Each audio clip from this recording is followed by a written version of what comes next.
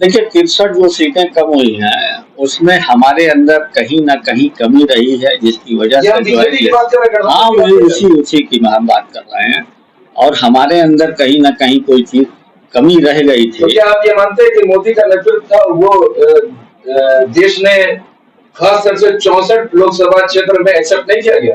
हाँ, ये इस चीज़ को हम मान रहे हैं कि जिन ये कमी व्यक्तियों है। ने ये कमी रही है।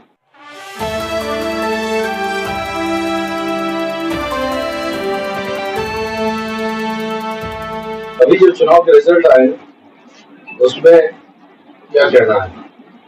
400 पार तो हुआ नहीं, 300 पार तक भी नहीं पहुंच पाए।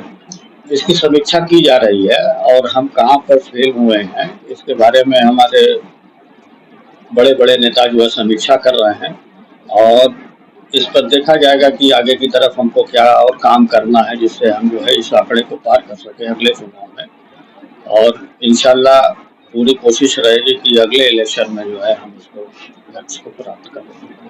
ये जो एक परंपरा चली थी 2014 से जो चुनावी जुमला होगा कि 15 लाख आएंगे, फिर जो है काला धन आएगा, फिर 2 लाख नौकरियां दी जाएंगी। देखिए नौकरी की हाँ, और फिर उसके बाद 400 पार हम हो रहे हैं और फिर एक एग्जिट पोल जिसमें 400 के आसपास दिखाया जा रहा था।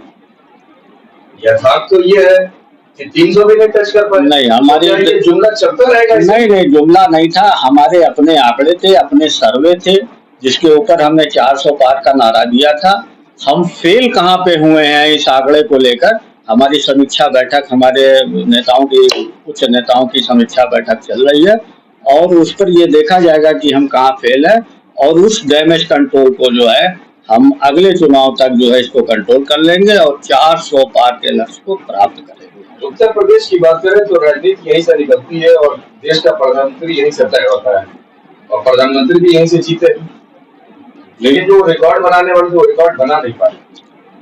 देखिए विश्व गुरु कहला रहा है वो अपने ही सूबे में हार जा रहा है, जिसमें आपके 7 मंत्री और 20 सांसद हारे और जो सबसे चर्चित सांसद है वो है आपके अमेठी से स्मृति ईरानी और फिर एकदम सन्नाटा।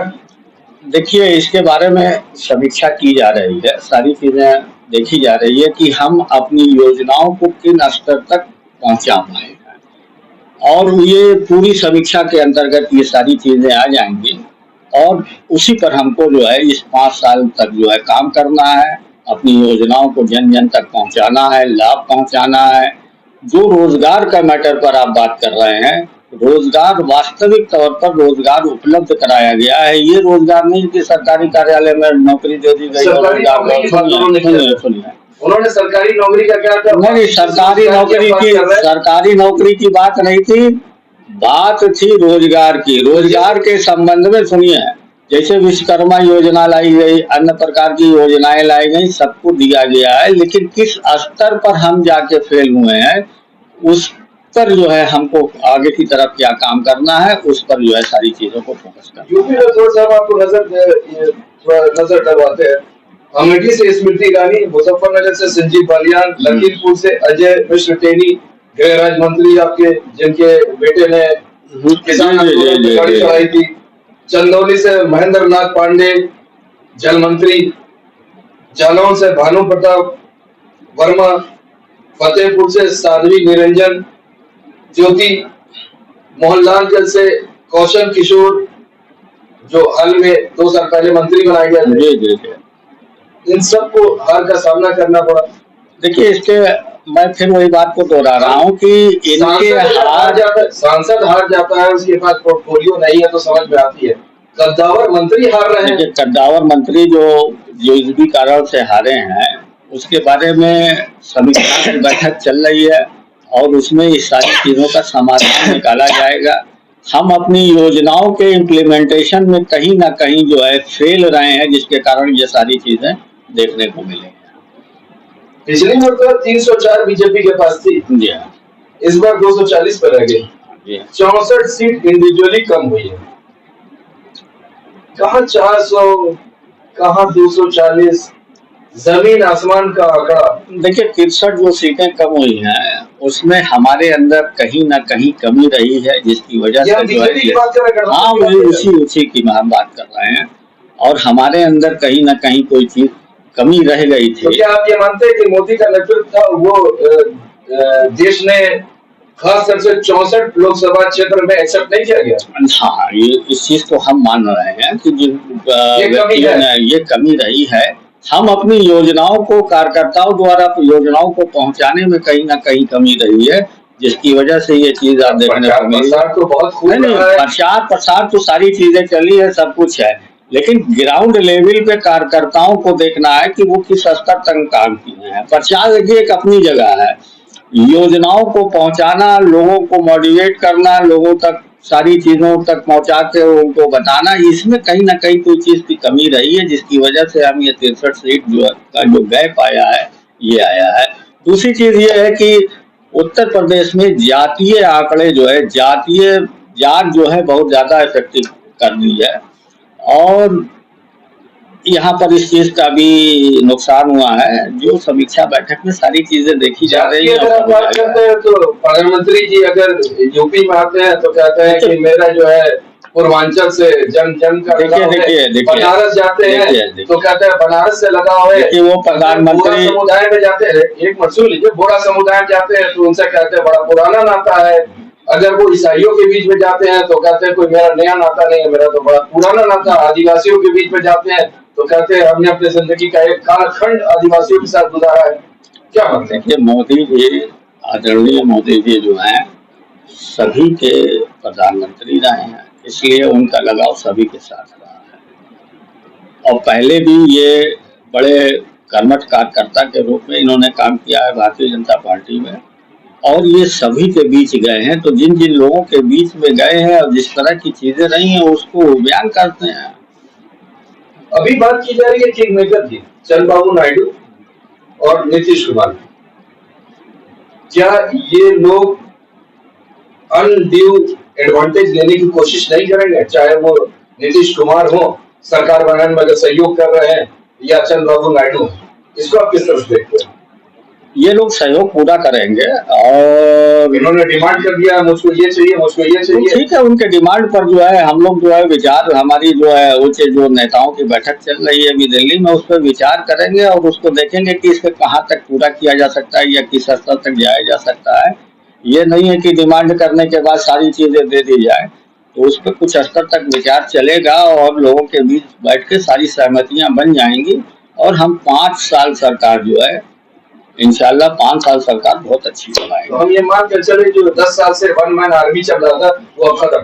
नहीं, 10 वन मैन आर्मी थी नहीं, कोई भी काम जो है बिना विचार विमर्श के चले नहीं करना है तो प्रधानमंत्री, ठीक है, बंद करना है तो प्रधानमंत्री। और कौन? अच्छा ये बताइए, नोटबंदी को कौन जो है फैसला ले सकता है? फाइनेंस मिनिस्टर लेगा ना, लेकिन फाइनेंस मिनिस्टर भी फाइनेंस मिनिस्टर भी आखिर प्रधानमंत्री से राय मशवरा और सारी चीजें करेगा, और फिर वो कहेगा चूंकि ये बड़ी सेंसिटिव चीजें रही हैं और जिसका ऐलान जो है प्रधानमंत्री जी के द्वारा कराया गया, उसमें कौन सी आपत्ति है? रेल अगर चलाना हो तो वो भी सस्ती था। नहीं रेल भारत का कहीं, अच्छा वंदे भारत की ट्रेनें आज तक पिछली सरकारों में क्यों नहीं लाई गई? उड़ीसा का कार्ड अगर हम छोड़ दें तो उड़ीसा के कार्ड से पहले शायद 35% इंडियन को ये नहीं पता था कि मेरा रेल मिनिस्टर कौन है। देखिए वो सारी चीजें सबको मालूम थी। One man army show, one man show था ना? नहीं वन मैन शो नहीं था। देखिए सबके सहमति से सारी चीजें चलाई गई हैं, सारे योजनाओं का उद्घाटन हुआ है, और इसमें लोगों के प्रधानमंत्री ने और जो कंसर्न मंत्री रहे वो सेकंड लाइन पे खड़े रहे एकदम रहे। वन मैन शो ही तो भाई, वन मैन शो की कौन सी बात? बहुत सी योजनाओं का जो है इन्होंने उद्घाटन किया। राम मंदिर पुरोहित और पंडितों से करना था, उसको प्रधानमंत्री तो पहले तो करा लिया था ना, पहले तो पंडितों ने कर ही दिया था उसका। दुबई मंदिर का उद्घाटन। हाँ तो दुबई, अच्छा बताइए इंटरनेशनल लेवल पे कौन जाएगा? आप बताइए कि इंटरनेशनल लेवल पे कौन जाएगा उद्घाटन करने के लिए? नहीं, फॉरेन मिनिस्टर का कोई नहीं है, पुरोहित नहीं है। आप ये बताइए कि इंटरनेशनल लेवल पे कौन जाएगा उद्घाटन करने के लिए? जब आपका जय किशन किस लिए है? जो ये तो पॉलिसी तय करते हैं और सारी चीजों को देखते हैं। देखिए उन्होंने बुलाया, सुनिए, उन्होंने बुलाया उद्घाटन करने के लिए अगर प्रधानमंत्री को, तो वो जाकर अगर कर रहे तो इसमें आपत्ति क्या है? आपत्ति कुछ नहीं है। नहीं, आप बताइए इसमें आपत्ति क्या है? किसी चीज की आपत्ति है? आपत्ति नहीं, यही बात तो बोल रहे हैं कि वन मैन शो नहीं, वन मैन शो हमारे वहाँ है ही नहीं।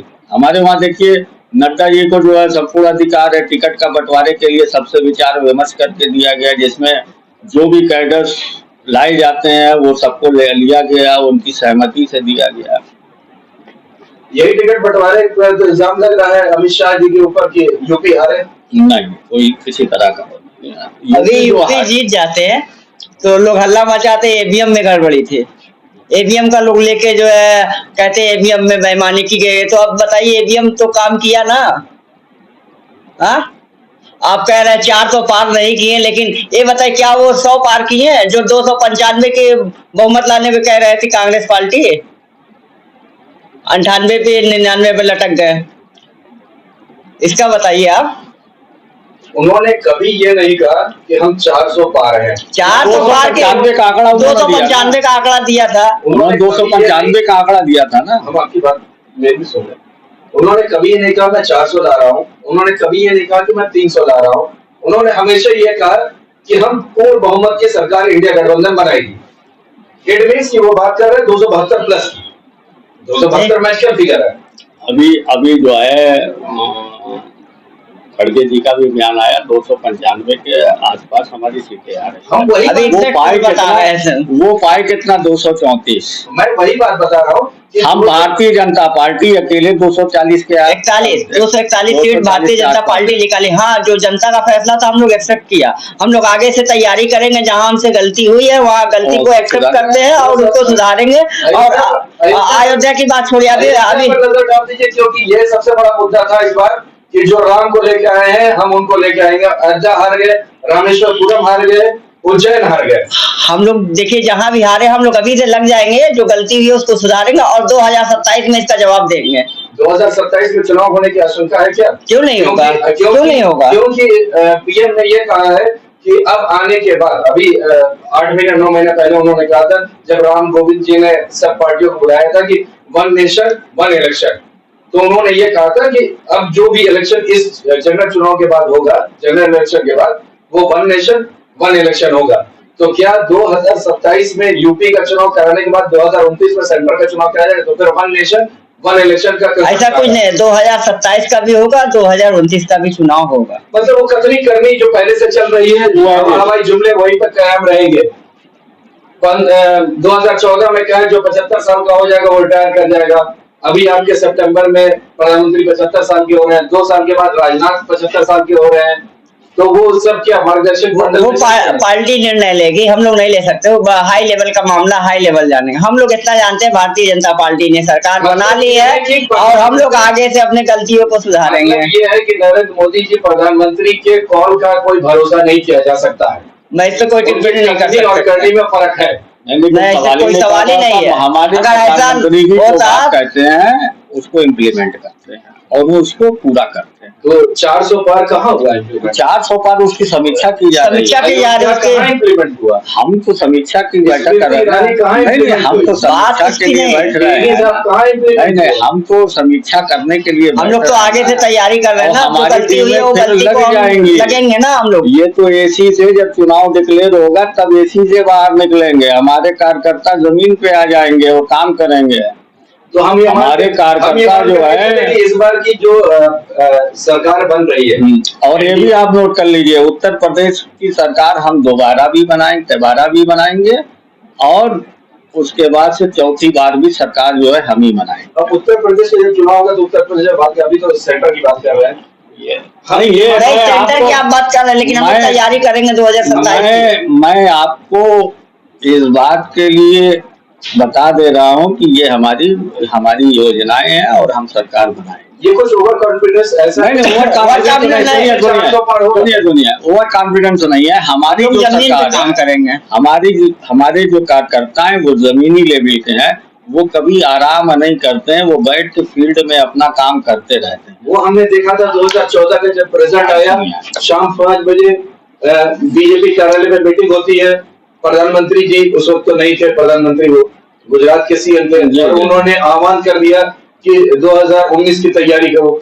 2019 का रिजल्ट आया, शाम 5 बजे बीजेपी कार्यालय मीटिंग होती है, आह्वान कर दिया 2024 की तैयारी करो। 2024 का रिजल्ट आया, शाम को 5 बजे 7 बजे मीटिंग होती है, आह्वान कर दिया कि 29 की तैयारी करो। तो वो तो आपका अपना डेकोरम, हमारी अपनी पॉलिसी, हम उस पर कोई भी उंगली नहीं उठा रहे हैं। हमारा ये कहना है जो आप 27 की बात कर रहे हैं और उसके बाद चौथे, ये कुछ ओवर कॉन्फिडेंस उसी तरह नहीं ओवर कॉन्फिडेंस हम श्योर। देखिए जैसे 400 पार इस बार कर रहे हैं तो उसी तरह ओवर कॉन्फिडेंस नहीं 400 पार की बात नहीं है। हम फेल कहाँ हुए उसको हम समीक्षा बैठक में हमारी उच्च नेता लोग उसका अध्ययन कर रहे हैं और इंशाल्लाह। आप गोरखपुर के सीएम सिटी में है और सीएम सिटी के इर्द गिर्द की सीटें नहीं बचा पाए, बस्ती आप नहीं बचा पाए, संत कबीर नगर नहीं बचा पाए। संत कबीर नगर में देखिए, संत कबीर नगर के हालात थोड़ा सा दूसरे रहे हैं। हम बस्ती हारने का हमको जो है वो है। देखिए अगल बगल में आप आ जाइए, पटरौना हम जीत गए, हम देवरिया जीत गए, सलेमपुर जीत गए, मालगांव भी जीते हैं। अरे मालगांव का चाहे जितने भी वोट से जीते हम जीते हैं ना। नहीं ये आप कह सकते हैं ना, हम नहीं ना कहेंगे। इंडिया गठबंधन नहीं एलिगेशन लगाने का, एलिगेशन लगाने के कोई लगाता है, एलिगेशन लगाने को लोग आप पे लगा देंगे किताब आप जो बुद्धि मीडिया है। नहीं आप क्या है, आप पे एलिगेशन लोग लगा देंगे। गोरखपुर सिटी के सीट पर तो एलिगेशन नहीं लगा। सुन लीजिए, गोरखपुर की सीट पे एलिगेशन नहीं लगा, डुमरियागंज में एलिगेशन नहीं लगा, महाराजगंज में एलिगेशन नहीं लगा, लेकिन बांसगांव में एलिगेशन लगा। तो लगा करे, लेकिन ये एलिगेशन है हम जीते हैं वहाँ। हाँ लड़ाई थी, नेक टू नेक की लड़ाई थी, ये हम लोग भी जान रहे थे कि बड़ी टफ लड़ाई है, लेकिन हम उसको जनता ने दिखा दिया ना, जो जनता फैसला की हम लोग मतलब संत कबीर नगर आपके यूपी के अंदर नहीं है, यूपी में है, लेकिन वहाँ पे जिस प्रकार से चुनाव लड़ा गया और सारी चीजें थी उसमें खामियां रही हैं और वो भी इंशाल्लाह उसको गठबंधन के आपके घटक दल थे वो लड़ रहे थे। हाँ लड़ रहे थे, उसमें कहीं ना कहीं गठबंधन के साथ नहीं गठबंधन के साथ नहीं फोड़ा जा रहा, उसमें जो गलतियां हुई हम एक्सेप्ट कर रहे हैं, उसको हम लोग जाएंगे और सुधारेंगे। जो अपने लोग हैं उनको फिर से जोड़ा जाएगा, जो हमसे नाराज है कल से जमीन पर आ गए हैं वो अपना काम, हम लोग जमीन स्तर पे काम कर रहे हैं। अभी आपने जिक्र किया कि आपके ऊपर इल्जाम लग सकता है गोदी मीडिया तो बीजेपी से इल्जाम नहीं आप देखिए, आप जिस तरह की बात कर रहे हैं और सारे हम इल्जाम लगाने जैसे आप हमारे पे 5 गाँव में एलिगेशन लगा रहे हैं। उसी तरह से हम आपको कहना है कि अगर आपको अगर ये सारी चीजें कही जाए तो क्या होगा? नहीं कुछ नहीं होगा। तो देखिए सदन प्रसाद जी का ऑफिशियल स्टेटमेंट है, इसलिए हम देखिए हारने वाला प्रत्याशी बहुत सी बातें कहता है, ये इसकी बात नहीं है। आप अरे वो लिखित देते, चाहे खुद देते, चाहे कोर्ट में एफिडेविट देते हैं, उससे कौन सी बात है? हमारे तो हमको सर्टिफिकेट मिल गया विनिंग का, हम जीते हुए, खत्म हो गई चीज। कोर्ट में आ गए। मतलब ये है कि जहाँ पर आप जीते हैं आप फेयर है ना पे, जहाँ पर हारे हैं उस पर आप बात नहीं करेंगे। नहीं बात क्यों नहीं कर रहे? एक मिनट देखिए, हम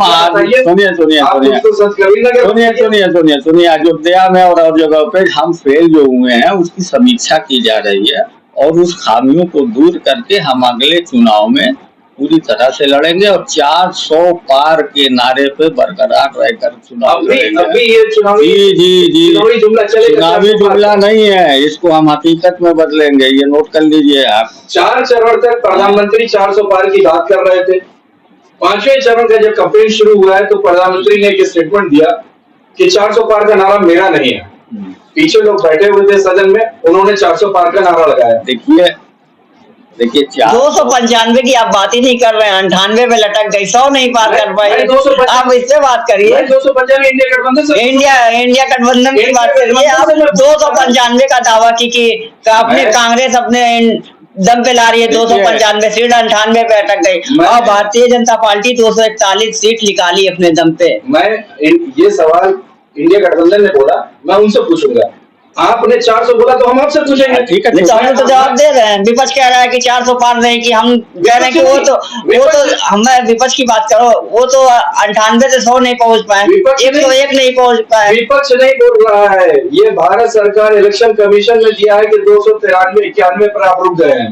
हाँ, हमने नहीं कह रहे हैं, ये इलेक्शन कमीशन जो आपके भारत सरकार के अधीन है, भारत सरकार के एक अंग है, वो ऑफिशियली कह रहा है कि 293 पर आप रुक गए हैं। हम तो आपसे बात कर रहे हैं, आप 400 का विपक्ष ने कभी 400 295 का दिया, हम उनसे पूछेंगे 295 का दिया, 98 पे अटक गए। आप ये 100 पार नहीं कर पाए, बस इतना। मैं अब इसके आगे कुछ नहीं बोल रहा। नहीं, हम विपक्षी नीतियों पे आपसे बात कर रहे हैं। नहीं, आप ये बताइए, पीडीए में कहाँ कमी थी? आप चलिए विपक्ष की बात करते हैं, पीडीए में कहाँ कमी थी कि वो हार गए? पीडीए में कहाँ पर ऐसी बात थी कि वो जो है 43 सीट यूपी के अंदर लिया है? देखिए, मैं अपनी बात कर रहा हूँ, मैं वही बात बोल रहा हूँ, विपक्ष की बात है, मैं विपक्ष से पूछूंगा।